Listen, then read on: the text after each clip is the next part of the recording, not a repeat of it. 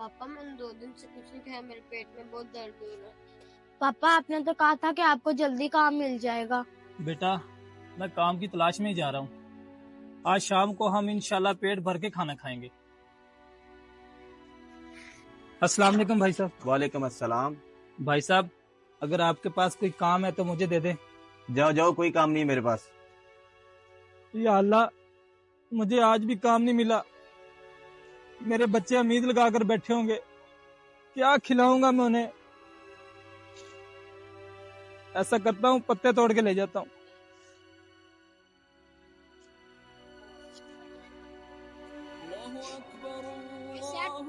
अजान हो रही है, ऐसा करता हूँ पहले नमाज पढ़ लेता हूँ।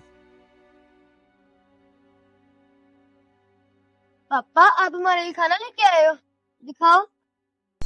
पापा ये सारे पैसे। या अल्लाह, बच्चे मेरे 2 दिन से भूखे हैं, रहम कर मेरे मालिक।